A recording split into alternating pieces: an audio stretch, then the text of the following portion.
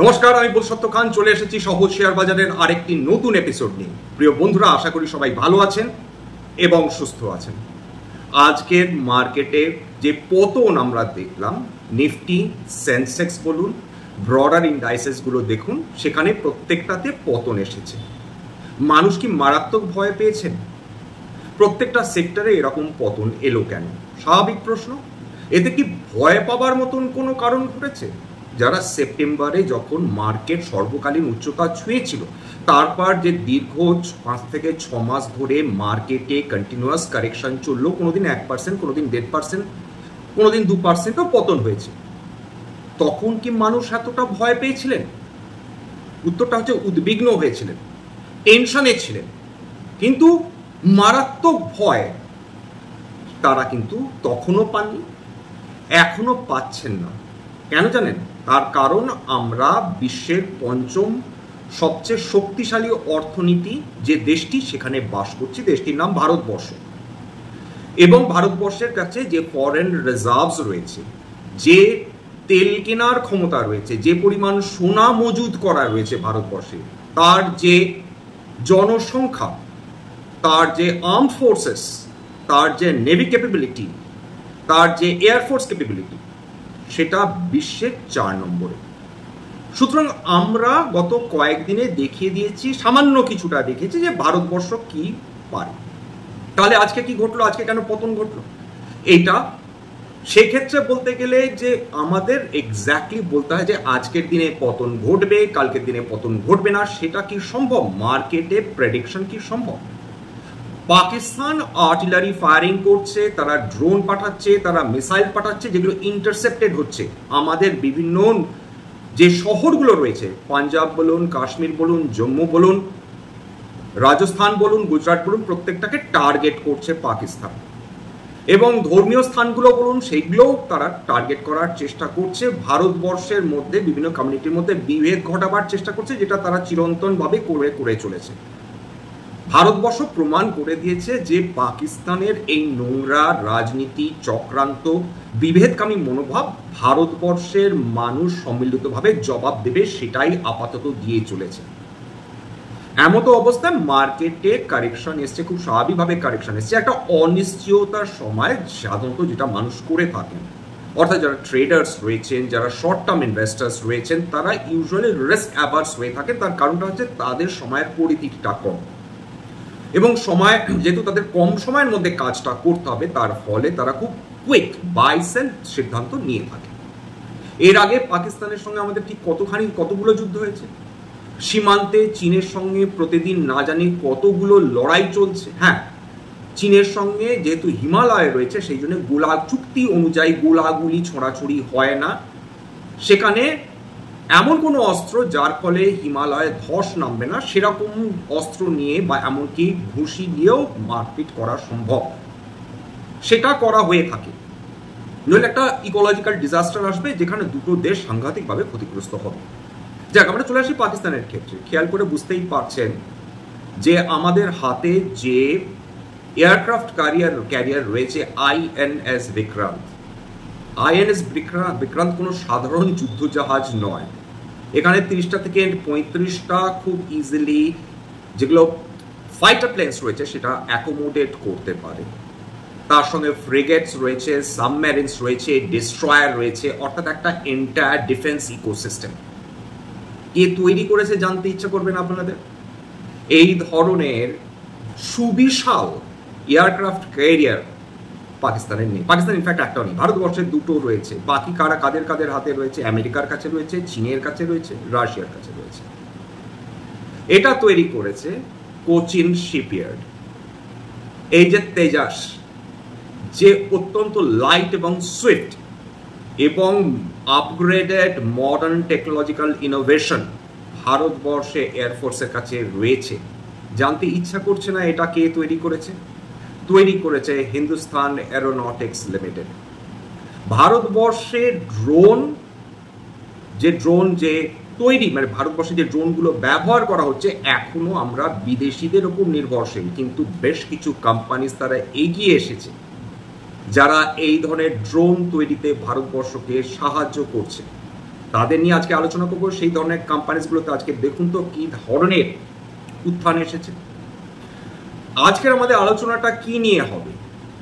এই যুদ্ধ পরিস্থিতিতে যেখানে পাকিস্তানের তরফ থেকে এসকালেশন ক্রমাগত চলছে, অনেক রকম তথ্য সোশ্যাল মিডিয়াতে ঘুরছে, তার মধ্যে আমরাও বিভ্রান্ত হতে পারি, আপনারাও বিভ্রান্ত হতে পারেন। সুতরাং আমাদের নজর রাখা উচিত যে মিনিস্ট্রি অফ ডিফেন্স এবং ইন্ডিয়ান আর্মি কি ধরনের তারা তথ্য আমাদের দিচ্ছে, সেটাই বেস্ট হবে আমাদের পক্ষে। এইটুকুনি নিশ্চিন্ত থাকুন যে পাকিস্তান এই মুহূর্তে মহা বিপদের মধ্যে রয়েছে। তাদের অর্থের ক্ষমতা সীমিত, গোলাগুলির কেনার ক্ষমতা সীমিত, প্রত্যেকে তাদের কাছে টাকা চাইছে নতুন অস্ত্র দেওয়ার ব্যাপারে। কালকে তারা আমেরিকার মুখ পুড়িয়েছে F-16 উড়াতে গিয়ে, যেটা তাদের করার কথা ছিল না। আমেরিকার সঙ্গে চুক্তি অনুযায়ী তারা ভারতের বিরুদ্ধে F-16 কখনই ব্যবহার করতে পারতো না, সেটা ব্যবহার করেছে, সেটা উচ্ছন্নে গিয়েছে, আমেরিকার মুখ পুড়েছে, আমেরিকা খেপে গেছে। স্বাভাবিকভাবে নিজেদের বিশ্বের সবচেয়ে বড় শক্তিশালী দেশ হিসাবে প্রমাণ করার যে অদম্য চেষ্টা রয়েছে আমেরিকার, সেক্ষেত্রে তাদের যদি নিজেদের তৈরি F-16, যেটা তৎকালীন সময় বিশ্বের অন্যতম ফেরোসাস ফাইটার জেট প্লেন ছিল, সেটার যদি এহেন হাল হয়, সেটা আমেরিকান ইগোতে লাগবে। যে কারণে জেডি ভান্স আজকের বোঝাই যাচ্ছে ভয়ানক তাদের ইগো হার্ট হয়েছে। বলছে যে পাকিস্তান ভারতের মধ্যে আমরা নাকই গলাবো না, এটা আমাদের কোনো বিজনেসই নয়। অর্থাৎ আমরা এর মধ্যে বকলমে পাকিস্তানকে বলে দেওয়া, আমাদের কাছ থেকে কিচ্ছুটি প্রত্যাশা করো না, কিচ্ছু দেবো না তোমাদের। এর ফলে এটা কিন্তু যাকে বলে কূটনীতি, অর্থাৎ প্রত্যক্ষভাবে তাকে এইটা বোঝানো যে ভাই, একদিকে মুখে বলা না আছি, আমরা টেনশন রিজলভ করবো, অন্যদিকে ঘুরপথে ভারতবর্ষকে উৎসাহিত করা, আপনারা আপনাদের কাজ করুন, উগ্রপন্থা নিকেশ করুন। রাশিয়া কি করছে? রাশিয়ার প্রেসিডেন্ট পুতিন বলে দিয়েছেন যে আমি নিজস্ব ডেফিনেটলি কোনো ফাইটার প্লেনস পাঠাতে পারি না, কিন্তু ভারতবর্ষের সঙ্গে আছি। তাদের একটা বিশাল প্যারেড চলছে রাশিয়াতে, তাদের শো অফ পাওয়ার তারা করছে। এই ক্ষেত্রে তার বক্তব্য অত্যন্ত গুরুত্বপূর্ণ। না রাশিয়ার মাথা গলাবে, না আমেরিকা মাথা গলাবে, চীন তো আগেই বলেছিলাম মাথা গলাবে না।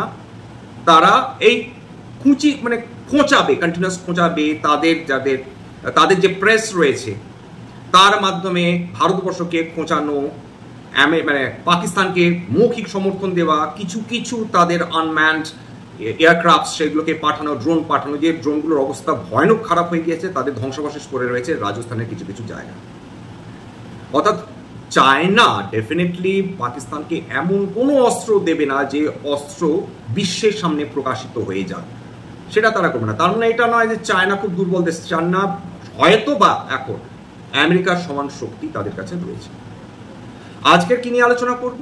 এই কোন সেক্টর এই যে যুদ্ধ পরিস্থিতিতে তার ফলে দুর্বলতার মুখোমুখি হতে পারে, সমস্যার মুখোমুখি হতে পারে, আর সেই ধরনের সেক্টর যেগুলো যুদ্ধের ফলে দারুণভাবে এনকারেজড হয়। দেখুন, একটা জিনিস তো বুঝতে পেরেছেন, যে মুহূর্তে পাকিস্তান এসকেলেশন শুরু করছে, তাদের এয়ারফোর্স পাঠাচ্ছে, তারা মিসাইল ছুটছে, তারা ড্রোনস পাঠাচ্ছে, আমাদের লাইন অফ কন্ট্রোলে তারা কন্টিনিউয়াস গুলিবর্ষণ করে চলেছে, এমতো অবস্থায় আমাদের প্লেনগুলো বন্ধ করা রয়েছে। তার মানে এয়ারলাইন্সগুলো এফেক্টেড হচ্ছে, তাদের প্রফিটেবিলিটি এফেক্টেড হচ্ছে। এটা একটা, যারা জম্মু কাশ্মীরে ঘুরতে গিয়েছিলেন তাদেরকে বিশেষ ট্রেনে করে কাশ্মীর থেকে ফেরত পাঠানো হচ্ছে ভারতবর্ষে, যারা যেখানে থাকেন। অর্থাৎ ট্যুরিজম এফেক্টেড হচ্ছে। ট্যুরিজমের সঙ্গে রিলেটেড যে কোম্পানিজগুলো রয়েছে, যেগুলো তার মধ্যে কয়েকটা লিস্টেড রয়েছে, তারা বিপদে পড়ছে। সেই স্টকসগুলোতে আজকের ভয়ানক পতন এসেছে। অর্থাৎ যেগুলো ট্যুরিজম রিলেটেড সার্ভিস দিয়ে থাকে, হোটেলসগুলোতে প্রবলেম আসবে, কারণ এই সময় মানুষ usually north India, north west ইন্ডিয়াটাকে অ্যাভয়েড করার চেষ্টা করছে, এবং সরকারও চাইছেন যে অত্যাধিক মানুষের যাতে ভিড় না হয়। সেই জায়গাটাতে দাঁড়িয়ে হোটেলসগুলো কিছু ক্ষতির মুখ ডেফিনেটলি দেখছে। তবে এগুলো সমস্ত কিন্তু শর্ট টার্মের জন্য। কোভিডের সময় এর থেকে অনেক বেশি ক্ষতি দেখেছিল সমস্ত সেক্টর। এছাড়া কোন সেক্টরসগুলো একটু সমস্যার মধ্যে দিয়ে চলছে, তার মধ্যে একটা ডেফিনেটলি পোর্টস। কেন পোর্টস? কারণ পোর্টসে আগে পাকিস্তানের জলপথ খোলা ছিল, যখন পাকিস্তান এই ন্যাক্কারজনক ঘটনাটা ঘটায়নি। অর্থাৎ আমাদের যে ট্যুরিস্টরা কাশ্মীরে গিয়েছিলেন তাদেরকে এরকম নির্বিচারে হত্যা করার মতন জঘন্যতম কাজটা তারা করেনি, তখন জলপথ খোলা ছিল। আমরা পাকিস্তানের জলরাশির ওপর দিয়েই যেতাম, ঠিক একইভাবে পাকিস্তানেরও জলরাশি, যে জাহাজগুলো, তারাও আমাদের রাস্তা হয়ে বিভিন্ন জায়গায়, বিশ্বের বিভিন্ন জায়গায় যেত। এখন আমাদের ঘুরপথে যেতে হচ্ছে। আমাদের যে পণ্যগুলো ভারতবর্ষে আসছে বা ভারতবর্ষ থেকে যে পণ্যগুলো বিদেশে যাচ্ছে, সেই তার সময়টা বেশি সময় লাগছে, ফ্রেট চার্জেস বেশি লাগছে পোর্টের, তার ফলে তার যে প্রত্যেক দিনের যে আর্নিংস বা রেভিনিউ সেটা কমে যাচ্ছে।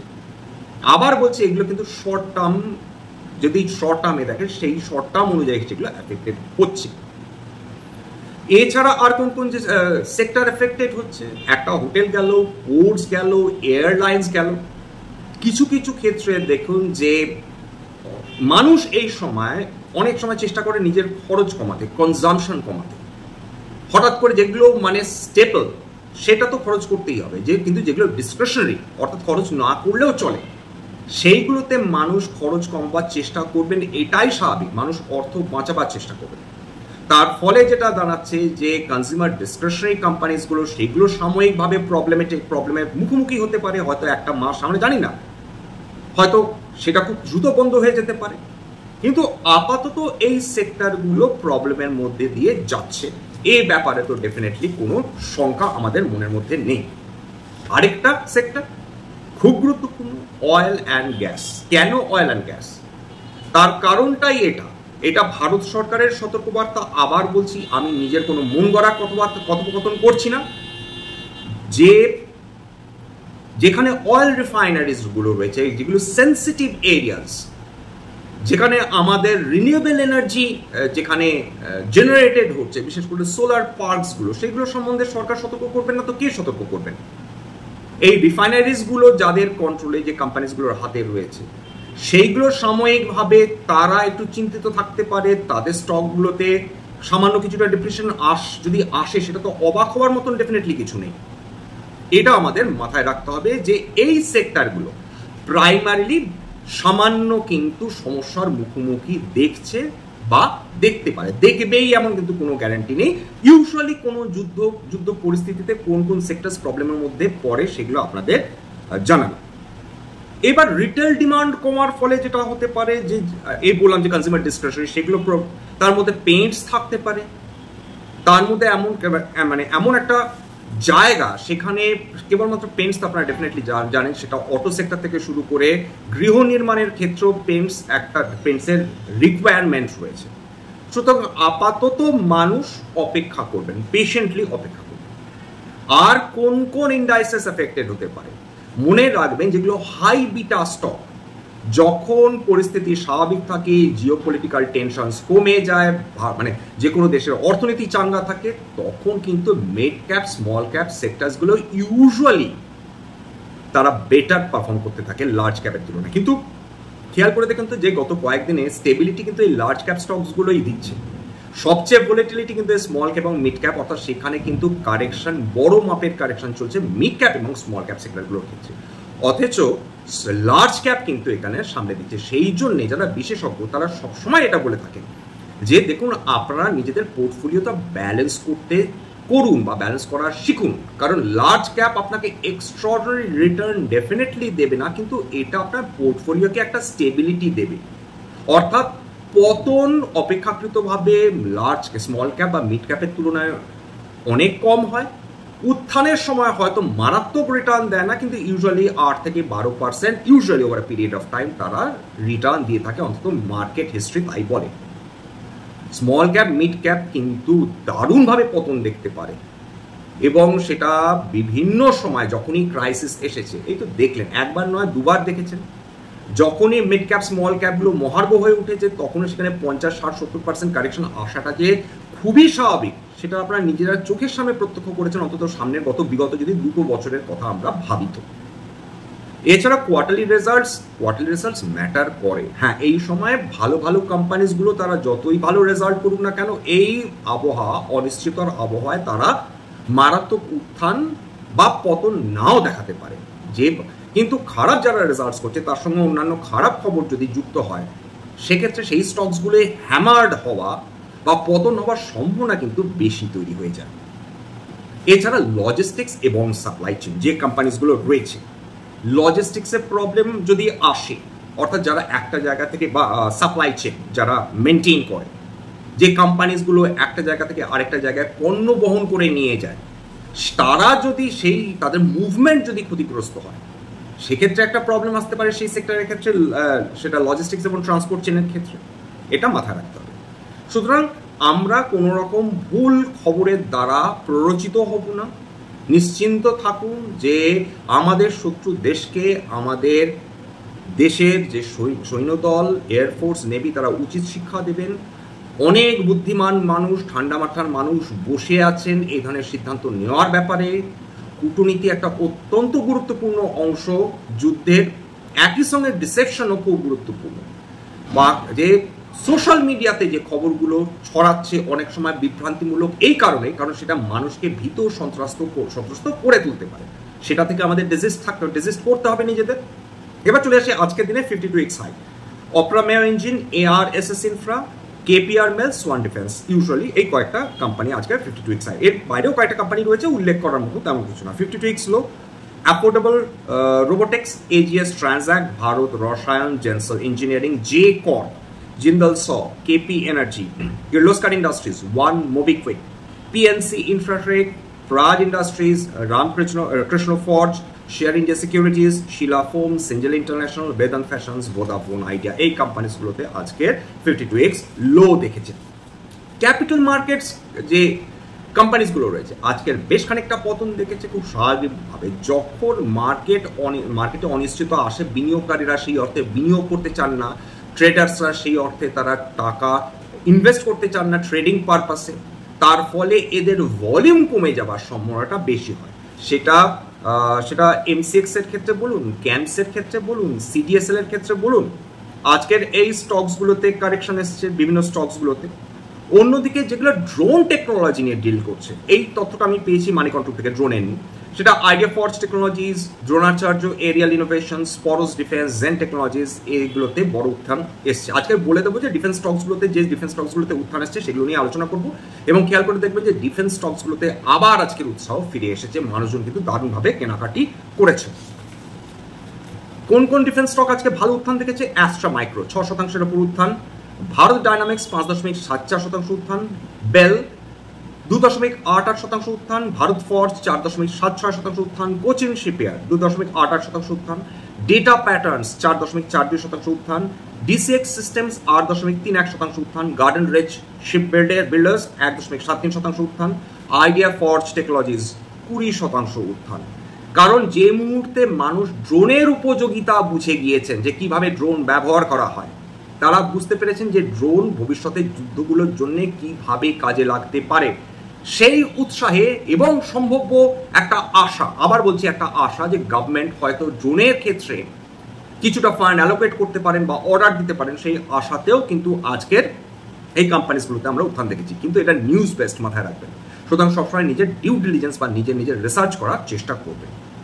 এইবার কেইন্স টেকনোলজি সামান্য 0.13% উত্থান, ম্যাজগাঁও 3.58% উত্থান, MTAR 2.5% উত্থান, নিব লিমিটেড 5% উত্থান, ফরেস্ট ডিফেন্স 7.86% উত্থান, প্রিমিয়ার এক্সপ্লোসিভস 18.95% উত্থান, সোলার ইন্ডাস্ট্রিজ 2.88% উত্থান, ইউনিম্যাচ এরোস্পেস অ্যান্ড ম্যানুফ্যাকচারিং 1.04% উত্থান আজকে দেখেছে।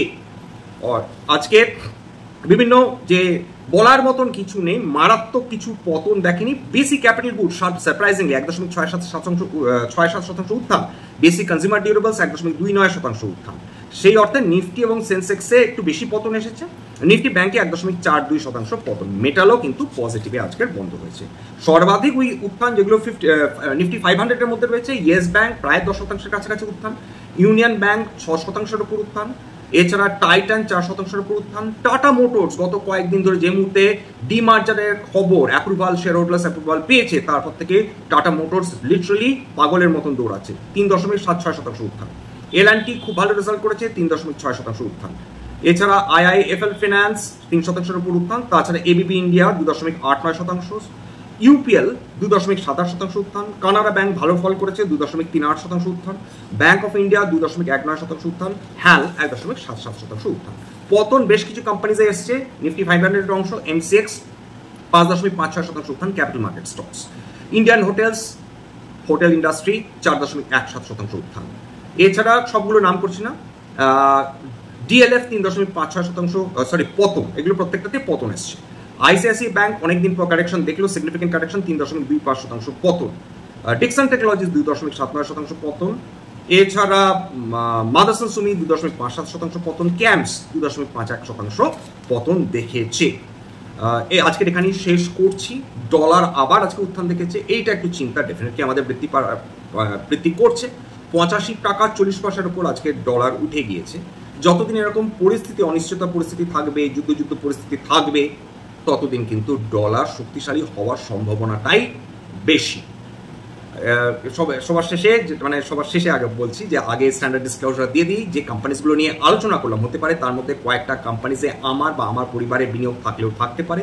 ভবিষ্যতে আমরা যদি নতুন করে কিনি বা বিক্রি করি তাহলে কিন্তু আগাম বিজ্ঞপ্তি দিয়ে কিনতে বা বিক্রি করতে পারবো না। এবং স্ট্যান্ডার্ড ডিসক্লেমার যে এটা কেবলমাত্র একটা এটা বাঙালি বিনিয়োগকারীদের ইনভেস্টার অ্যাওয়ারনেস বৃদ্ধির জন্য। এখানে কোনো ধরনের কোনো শেয়ারে buy sell recommendation, suggestion, advice বা ইনফ্লুয়েন্স করার প্রচেষ্টা নেই। আমি যে কোম্পানিজগুলো নিয়ে আলোচনা করলাম কেবলমাত্র ফর ইলাস্ট্রেশন পারপাস বা অ্যাজ এক্সাম্পলস। আমার কথা শুনে যদি কোনো শেয়ারের ব্যাপারে বাই সেল সিদ্ধান্ত নেন সেক্ষেত্রে ক্ষতির মুখোমুখি হতে পারেন। সুতরাং সবসময় একজন সেবি রেজিস্টার্ড একজন ফিনান্সিয়াল অ্যাডভাইসারের পরামর্শ নেওয়ার চেষ্টা করবেন, সেক্ষেত্রে আপনারা উপকৃত হলেও হতে পারে। যে সেক্টরসগুলো, এবার একটা কথা বলতে ভুলে গেছিলাম, যে সেক্টরসগুলো এই পরিবর্তিত পরিস্থিতি, যুদ্ধ পরিস্থিতিতে যারা ইউজুয়ালি বেনিফিট করে, অবশ্যই ডিফেন্স আলোচনা করেছি, ম্যানুফ্যাকচারিং, ইনফ্রাস্ট্রাকচার, এরা কিন্তু এবার যারা ওয়াটার ম্যানেজমেন্ট, এরা ইউজুয়ালি বেটার পারফর্ম করে থাকে। এইটা আমাদের মাথায় রাখাটা উচিত বাঙালি বিনিয়োগকারী। সবার শেষে যেটা বলে রাখি, যদি এই ধরনের এপিসোড আপনাদের সত্যি মনে হয় কাজে লাগছে, দয়া করে নিজের গ্রুপে শেয়ার করে দেবেন, প্লিজ একটা লাইক দেবেন, প্লিজ সাবস্ক্রাইব করবেন। বহু মানুষ দেখেন কিন্তু সাবস্ক্রাইব না করে চলে যান, তাদের কাছে এখন তো অনুরোধ, প্লিজ সাবস্ক্রাইব করুন। নমস্কার।